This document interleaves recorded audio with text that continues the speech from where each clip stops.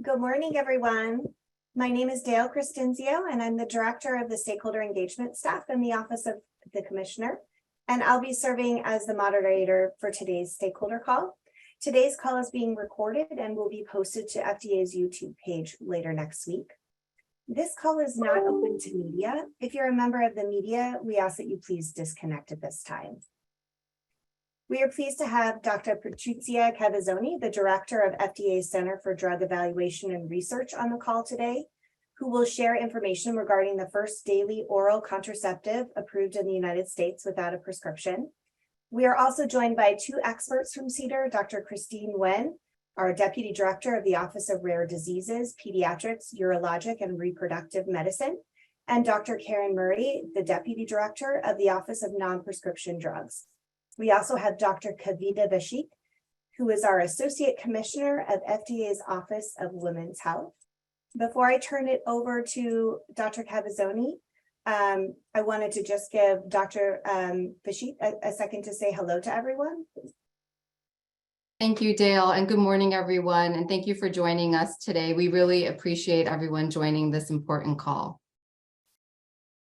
Thank you. So following Dr. Cavazzoni's remarks, we will move into the question and answer portion of the call. You may enter your questions directly into the QA feature at the bottom of your Zoom screen anytime during the call, and limit your questions to those related to yesterday's action. And also, please be sure to keep your phones muted during the call. And at this time, I'm going to turn the call over to Dr. Cavazzoni for remarks. Thank you, Dale. Yesterday, FDA approved the first non-prescription daily oral contraceptive tablet in the US. It's a progestin-only tablet containing norgestrel and will be sold under the proprietary name Opill. This approval allows consumers to purchase a daily oral contraceptive without a prescription at drugstores and many other kinds of retail stores, as well as online. Norgestrel tablet is approved to prevent pregnancy.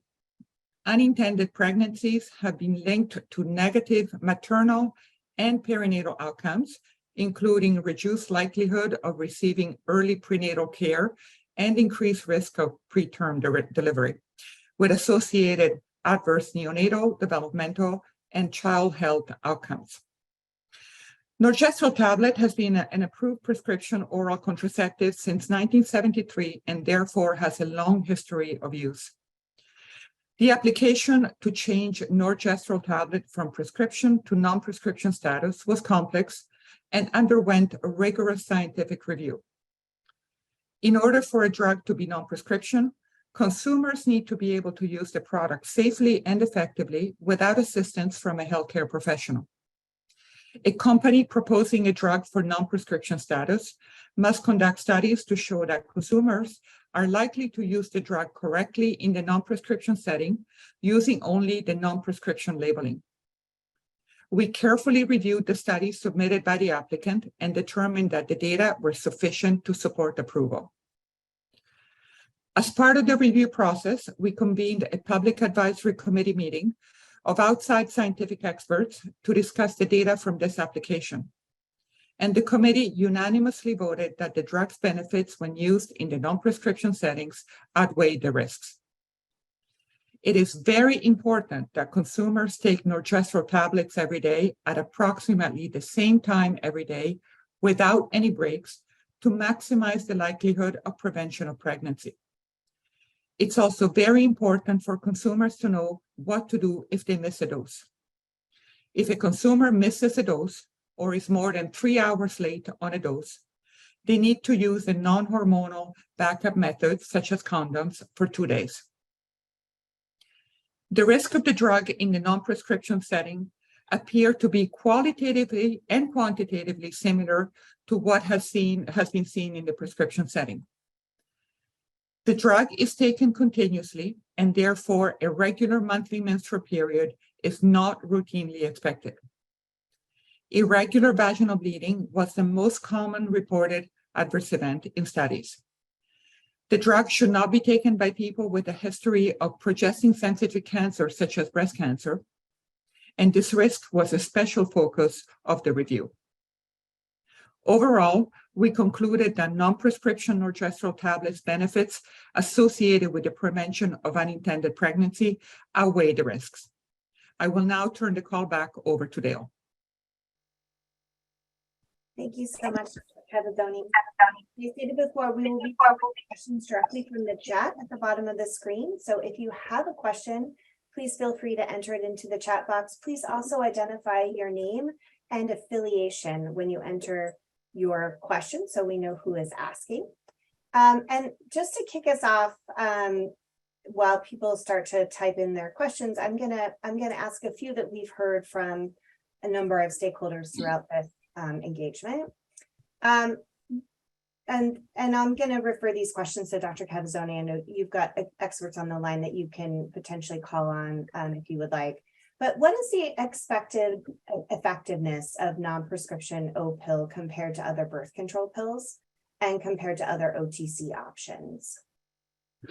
So it is the information is contained in the label, and I will sort of strongly recommend that you look at the label for sort of the highlights of the effectiveness data. I'm going to turn over to Dr. Murray and Dr. Wen for comments. Dr. Murray. Thank you. So in the prescription setting, the medication is about 98% effective in clinical trials and about 93% effective in the real world setting. And in the non-prescription setting, we expect that it may be a little bit less effective, but nevertheless much more effective than any current form of non-prescription birth control. And I don't know if Dr. Wen has anything to add to that. Right. So I would add that when used perfectly, so this is why we emphasize the need to take it every day without breaks around the same time every day and using backup methods when the pills are missed or delayed for more than 3 hours. When used that way, it is up to 98% effective. And when you look at other available non-prescription methods, the failure rate can range between 13 to as high as even 27% with real world use. So this is why we've really been emphasizing the need to use it correctly, because certainly the effectiveness rate there is far higher than what's currently available OTC.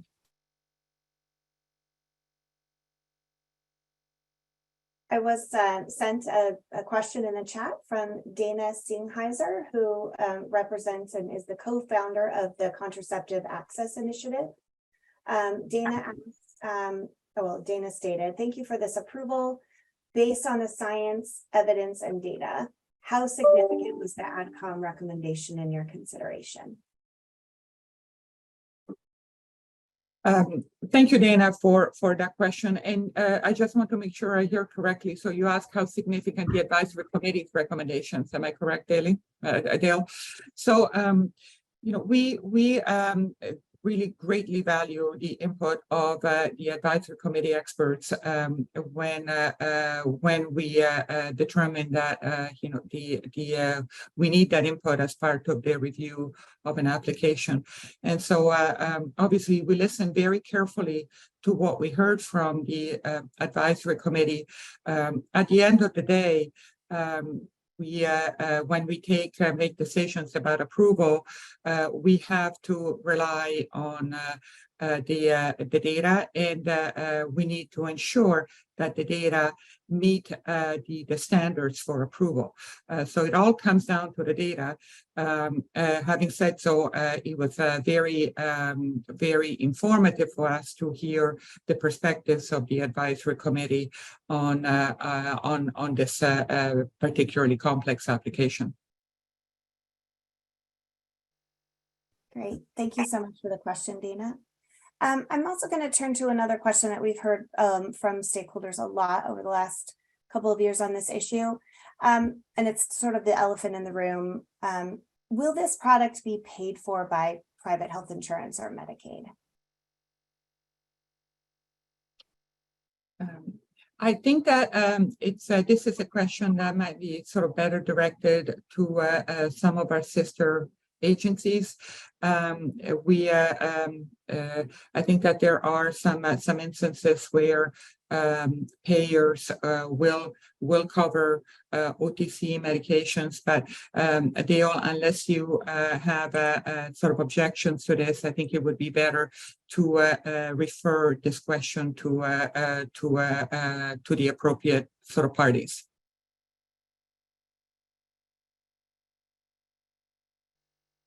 Sounds great. Thank you for that. Hopefully people can hear me. I'm getting a couple of comments that my volume is low, so I'm going to move very close to my computer. Belinda Pettiford asked, when is the expected time frame the manufacturers will have it available in stores? So the manufacturer have indicated that the drug should be available early in the calendar year of 2024. I don't know if we have any more specific dates. Dr. Murray, do you have anything to add? No, that's what we've heard from the applicant as well.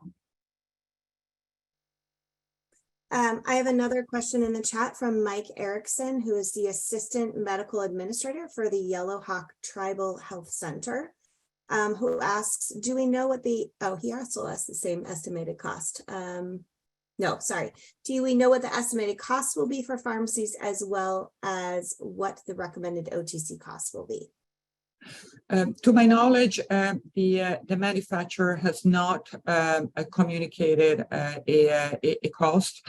This is something that FDA will learn along with everybody else out there. So when we make decisions about approval of an application, we do not have prior knowledge of the cost, nor are we allowed to take into consideration the cost of a medication. And so we are obviously interested in a manufacturer's decision, as everybody else, because obviously this will have an impact on affordability, and we will learn, like with all of you, when the manufacturer shares that information. Thank you for that question. Another question I have is, what would you say are the most important things a consumer should know if they are considering non-prescription norgestrel? So there are some instances where the drug should not be used, and that is, as I mentioned earlier, in situations where the consumer has a progestin-sensitive cancer, or has a history of a progestin-sensitive cancer, such as breast cancer. I'm going to turn over to Dr. Murray to elaborate on the situations where the consumer should not be taking the drug or should exercise particular caution. Dr. Murray? Sure. I think the things that the consumer should know most is, first, read and follow the labeling. And then secondly, take the tablet at the same time every day and at the same time of day. And then, as you've mentioned, the main thing that we want to get out there in terms of risk is that people who have a history of progestin-sensitive cancer, including progestin-sensitive breast cancer, should not use the product. Otherwise, other than some medications that people ought to ask their healthcare professional about, the drug really has a very low risk when the consumer reads and follows the labeling. So those are the things that the consumer should most keep in mind. Thank you. And I'm going to pop into the chat a link to our consumer targeted information on our web pages, so that everyone on the call has access to that information easily. Obviously, in the stakeholder world, we really rely upon our health practitioners and our public health partners to ensure that all of those educational materials are making it into the right hands. Another question I have is, during the advisory committee, the FDA had concerns with the data that the sponsor submitted. How did they resolve these concerns enough to approve the drug? So I will get us started and also invite Dr. Murray to chime in. I think that the data were particularly complex. This was a complex review where ultimately the review team had decided that we needed to have input from the advisory committee, we really leveraged the information that we got from the advisory committee to also help us sort of work through some of those outstanding questions. At the end of the day, we took back what we heard at the advisory committee. We relied, as I said, on the data that is really foundational for us, and put all that against the standards that we have to that the data have to meet for us to determine that the drug can be approved. And we concluded that the data did support approval based on those standards. Karen, Dr. Murray, do you have anything to add? Just a bit. So the applicant conducted multiple consumer behavior studies to support their application. And the question is referring to one of those studies called Access that did have some data concerns, namely that it appeared that people wrote down that they had taken more tablets than they were actually dispensed. And so that made us question whether we could rely upon the data from that study. However, we had plenty of other information from the other consumer behavior studies that were conducted as to support the study, as well as 5 decades of use of the product. And also literature information. So we had plenty of data upon which we could rely. And in terms of the data from Access, although we couldn't answer certain questions with it, we could get information from it about safety and also about the incidence of pregnancy in a real world use setting. So we had in the end sufficient information to feel scientifically confident that the benefits of the use of the product in the non-prescription setting outweigh the risks. And one of the things that I would like to sort of add that at the end of the day, the most important outcome that we are interested in when evaluating oral contraceptives is the Pearl Index, which is a standard measure of contraceptive efficacy. And as you heard earlier from Dr. Nguyen and Dr. Murray, the Pearl Index for the non-prescription norgestrel was in a range similar to what has been seen with other with prescription oral contraceptive agents.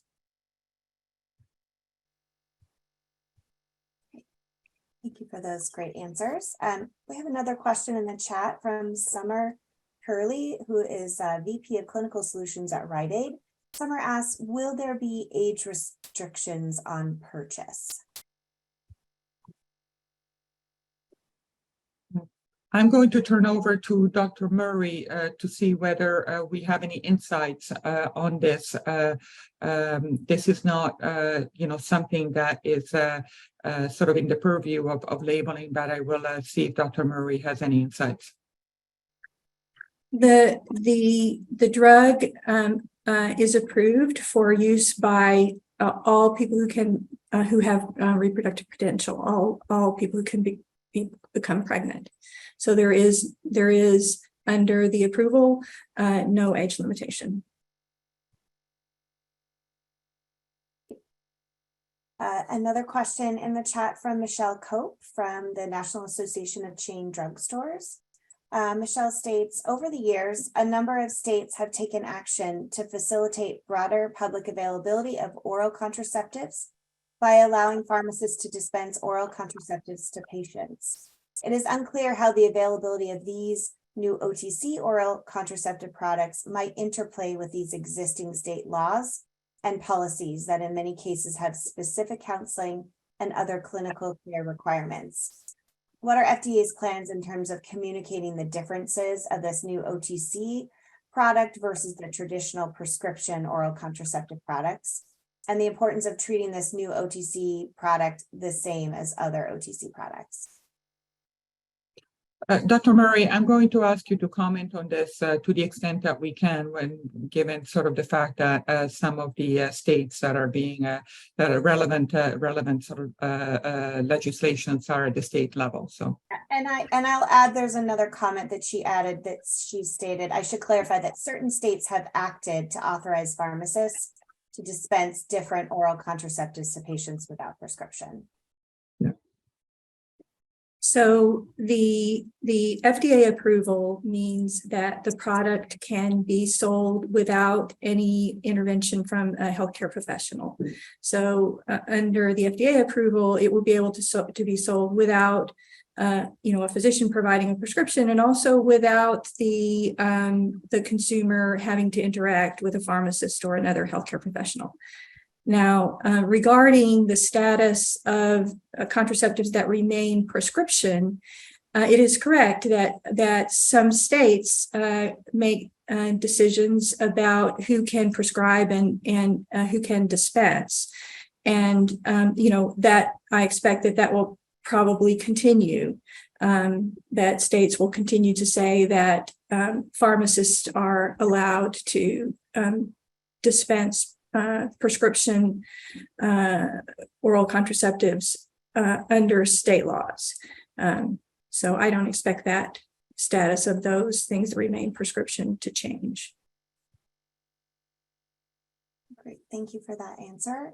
We have time for one last question. I have a question from Lisa Stern from the Coalition to Expand Contraceptive Access, who asks, as I understand it, the FDA's approval was a first-in-class approval.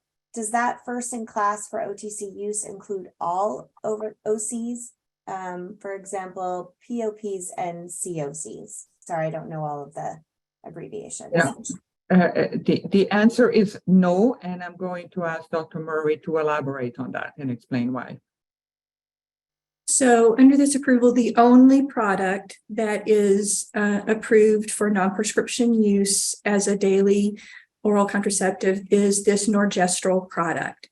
Other types of progestin-only pills and combination oral contraceptives are not covered under this approval. Okay. I think I've covered all of the questions in the chat. And so at this time, I'd like to ask Dr. Cavazzoni if she would like to make any closing remarks before we end. Well, I would like to thank all of you for joining today and for the very good questions. I know that Dale will sort of may follow up with some additional resources for questions that are sort of outside of our sort of direct purview, such as reimbursement, and point you to the right resources. Really appreciate the support of the community, and look forward to future engagement on other important topics. Great. Thank you so much, everyone, for joining us today. We look forward to partnering with you in the future. And as I've stated earlier, this call is recorded. We'll post it on the FDA YouTube page sometime later next week. Thanks so much and have a great weekend.